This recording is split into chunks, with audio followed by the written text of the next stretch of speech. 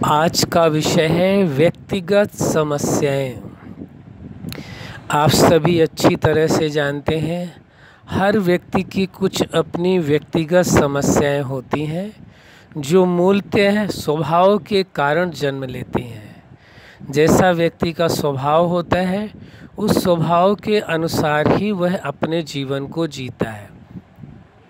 आप इस सत्य को जान चुके हैं कि हर व्यक्ति संसार का वो अपने स्वभाव के अनुरूप ही अपना जीवन जीता है, तो वो स्वभाव उसके लिए व्यक्तिगत समस्या का सबसे बड़ा कारण बन जाता है।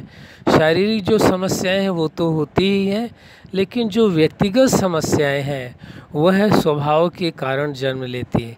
किसी एक स्वभाव के कारण नहीं, कई स्वभाव ऐसे हो सकते हैं जो उसके लिए मुश्किल पैदा करते हैं।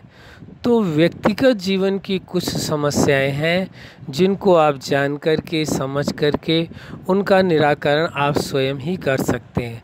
आपकी सोच है, आपका चिंतन है, आपका व्यवहार है, आपकी इमोशंस हैं, भावनाएं हैं, आपके निर्णय हैं।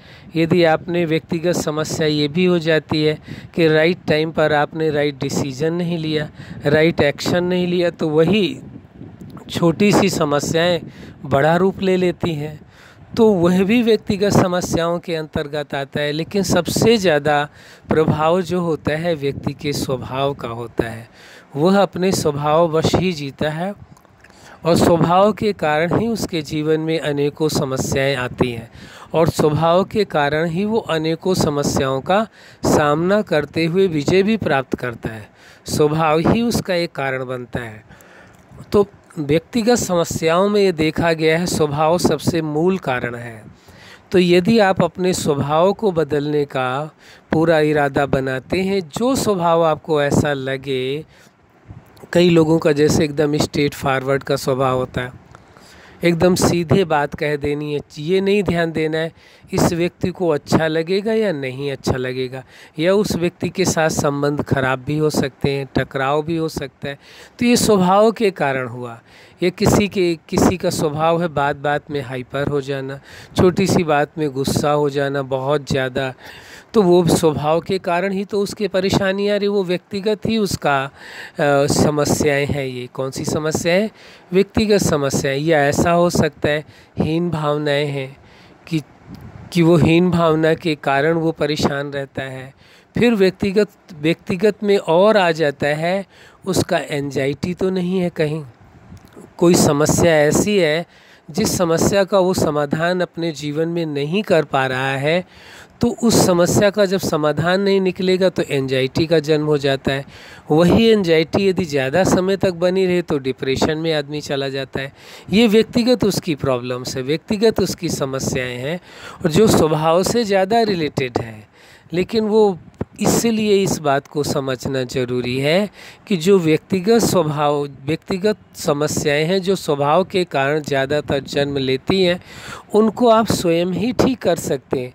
कोई आपकी समस्याओं को ठीक नहीं कर सकता है।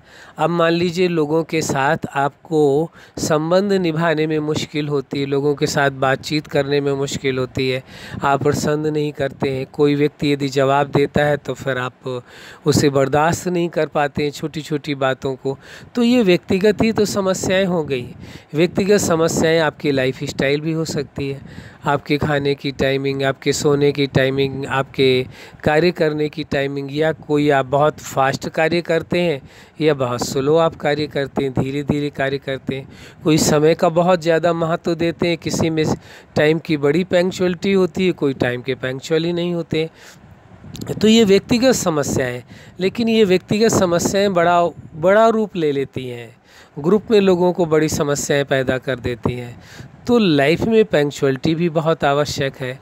यदि आप समय के पाबंद नहीं है, समय के अनुसार सभी कार्यों को नहीं करते, तो भी समस्या आपके जीवन में आती। तो वो व्यक्तिगत जीवन से रिलेटेड ही समस्याएं होती हैं। तो इस बात का ध्यान रखना पड़ेगा कि व्यक्तिगत जीवन की जो समस्याएं हैं उनको एक एक करके समझने की कोशिश करनी पड़ेगी।